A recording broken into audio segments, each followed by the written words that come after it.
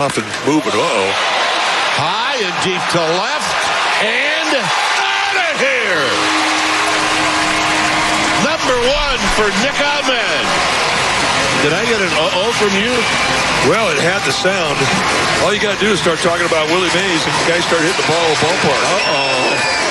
Now, back to Willard and Dibs on 95.7 The Game. I mean, there it is from Kruk and Kipe and NBC Sports Bay Area, and I got to imagine a moment that felt pretty good for Nick Ahmed. So Nick, welcome to Willard and Dibs and 95.7 The Game. I imagine you're keeping number 24. Is that right? I wish. I don't think that one's quite available anymore. Congrats on last night. How did that one feel? Yeah, man, it was such a good game. To be able to honor Willie like that before the game and just kind of hear everyone's stories about him and how unbelievable as a player he was, obviously, and even better as a person. For us to go out and wear the number 24 on our backs and get a great win like that, it was a very, very special night. And to get the great win and to get the home run after, you mentioned it, the pregame festivities were wonderful, and it's good to be back home. And, yeah, 5-game losing skid kind of hanging over everybody, and you're down 4-0. So you got the homer to make it 4-2. That had to feel like a bigger moment than just a garden variety home run in any other setting. Yeah, our pitching staff has been beat up a little bit, so our bullpen's going out and giving us everything they got. Unfortunately, we got down early in the game, but, you just can't quit. You got to try to fight your way back into the game. And Chappie got us started with a homer there, his second at bat, and kind of got me excited, I guess. And I tried to join him there, and taking me a long time to get one in the Giants uniform, so that felt good for sure. But just to call and fight back into that game and get 3 in the 9th inning there was awesome. Really, really good team win. Nick Ahmed joining us here on Willard and Dibs 95.7 The Game. I wanted to ask you this, Nick, not about the home run, but take us to the 9th inning. I got to imagine with runners on base and a chance to tie or even win the game, it's kind of challenging to work a walk because I'm betting you really want to swing the bat. How hard was it to work a walk in that situation? Yeah, for sure. I mean, Flores, too, to win the game there with the bases loaded. It takes a lot of discipline. It takes a lot of patience. You got to really slow your heartbeat down, not get too excited there. Just really hone in and focus on what you're looking for, and obviously be ready to hit because you want to be the guy that helps the team win the game, but can't be over anxious in those moments and just wait for the pitcher to come to you. So, he didn't really attack me in that spot, so I was able to take some pitches and get on base and keep the rally going and get it to Flores, who ended up doing the same thing and getting us the win. Is it even harder considering the way you've been swinging it? Because I see that over the last 7 games, you're hitting .333 and you're starting to lock in and become a productive hitter again. Does that make it even more difficult in that spot to be more patient because you're feeling like you're seeing the ball so well? Yes and no. I mean, you definitely feel like I was ready to hit a ball in the gap right there and win the game for us. But, when you're feeling good at the plate, you're also seeing the ball well, so it becomes easier to take the borderline pitches and the ones that are just outside the zone. So I think it goes hand in hand. When you start swinging the bat well, you also seen it better. So your strike zone control is a lot better as well. Nick, another quirky question about the 9th inning. And correct me if I'm wrong, it was you who took second base right before Ramos came up, correct? Correct. Okay, yes. So we're sitting there, I'm watching with my son last night, young baseball fan, and I'm thinking to myself, yo, that was gutsy because you have to know that you're going to make it. You don't want to make that last out on the base paths, but it ended up leading to the intentional walk, and then the walk forces in, so it ended up being a real winning play. But I wonder if there was any hesitation there. Take me through that thought process. Yeah, for sure. When I saw Slater hit that ball up in the air, I was tagging, knowing that they were going to try to throw the guy out, and a little bit too deep for them to try to throw home, so they tried to throw to third. I saw the throw go into the cutoff man, the shortstop. I saw the second baseman. The second baseman had peeled off, and he was going to cover first.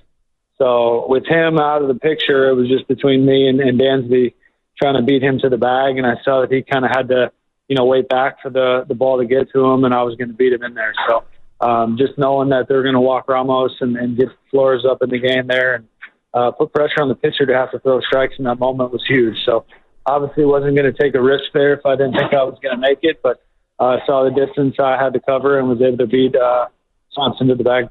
And it was a big play because the walk to Ramos eventually begat the walk to Flores, which was the walk-off walk. And you mentioned the phrase putting pressure on, and that's something that Mark and I and a lot of fans have talked about the Giants so far this year not doing enough of. Is that something that you guys talk about in the clubhouse, about maybe being more active on the base paths and trying to put more pressure on the opponents? On the bases early in the season, the first month there, and our running game got kind of shut down a little bit because of that. So I think as the season's gone on, we've realized that, hey, we need to get this back a part of our game. And we don't have a ton of team speed, but we have guys who are smart and aggressive and can play the game at a high level. So just trusting our instincts and our preparation. Our coaches do a great job of getting us prepared for the moment and knowing when to take advantage of those times in the game.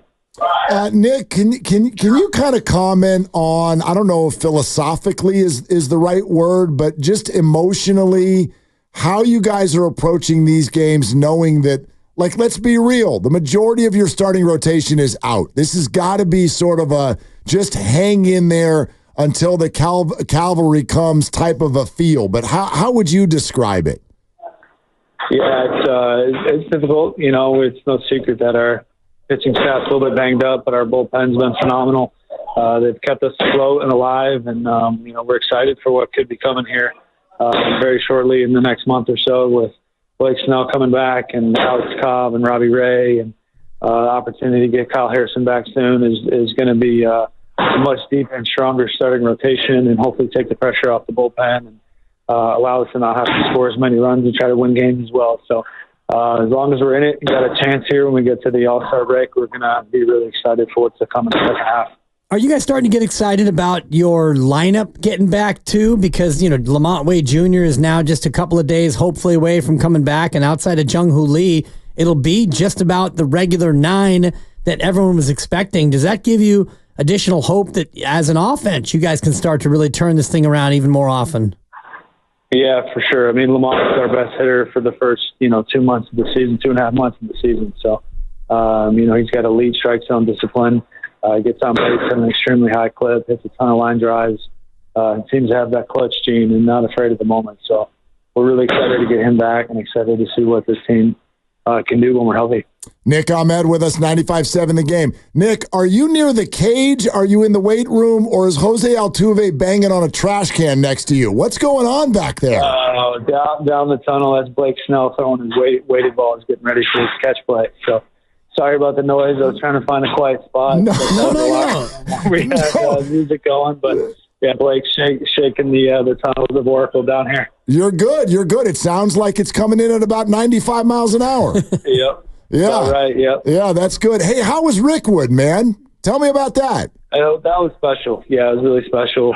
Just to know the history of the game, and to know that Willie Mays had played on that field when he was a teenager and started his career there, and how many of the greatest Negro League players that played in that stadium, and oldest ballpark in America. We came from Wrigley to go there, and just to be able to play in those two places on the same road trip, and be able to meet some of the Negro League players and the tribute they did for Willie before the game was very, very special. Did you get a chance to meet Willie at all or talk to him in your short time with the Giants?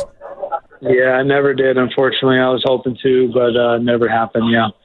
Hey, Nick, as someone who's played in the bigs as long as you have, but always came here as a visitor, what was your perception or experience playing in this ballpark as a visitor, and how has it evolved at all?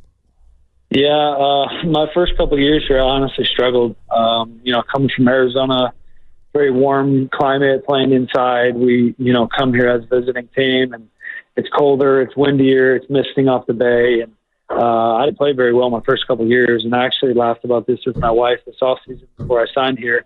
I told her early on, this is probably in 2015 maybe. I said to her, hey, when I become a free agent, I'm never going to sign and play in San Francisco. So God has a funny way of working and puts people in situations where sometimes you don't want to be initially, but opens you up to why he has you there. So I've really, really enjoyed it here. I've enjoyed my teammates, coaching staff, the fans, the ballpark. It's been an amazing first 3 months here. I'm looking forward to some more time here as well. So it's safe to say that it's far exceeded the expectations that young Nick would have thought 10 years ago as to now the veteran. For sure. Yeah. It's obviously a great place to play. There's history in this franchise. There's a commitment to excellence and winning. The fans are out here to support us.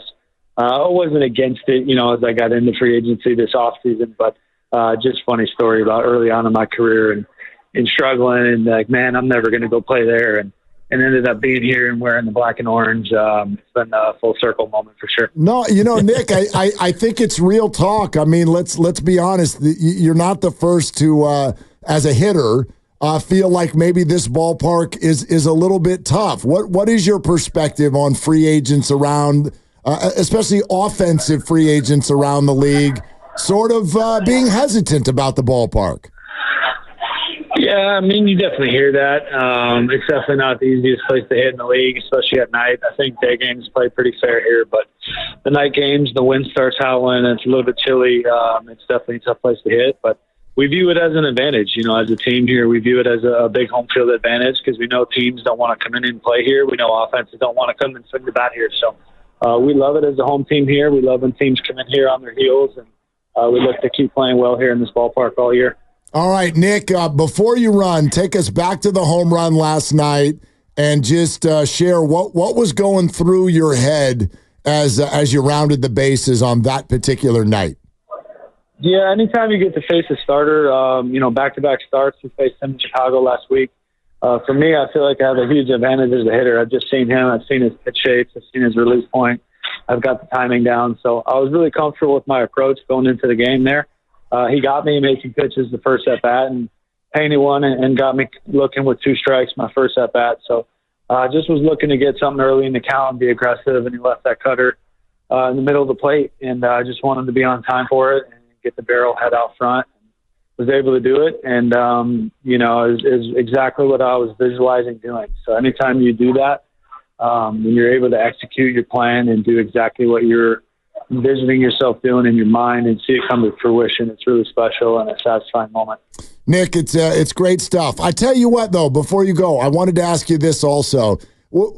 Any perspective on being a veteran player when you were hurt and here comes a young prospect in the organization, Marco Luciano comes up, he was struggling a little bit, especially with the glove. Did you have any interactions with him? What did you see? How are you trying to go about that relationship? Yeah, we spent some time together in spring training, obviously, and spent some time when he got called up. And, it was no secret he had some difficult games defensively for sure. And I know he was getting coaching and advice and talk from people in all different areas of the organization. So I didn't want to give him more information and try to think and process as a young player. I just tried to encourage him. Just to try to help him simplify things and try to boost his confidence back up. Nick, great stuff, man. Congrats on last night. Thank you so much for spending some time with us today. All right, no problem. Thanks for having me, guys. All right, there it is. Nick Ahmed, Giants.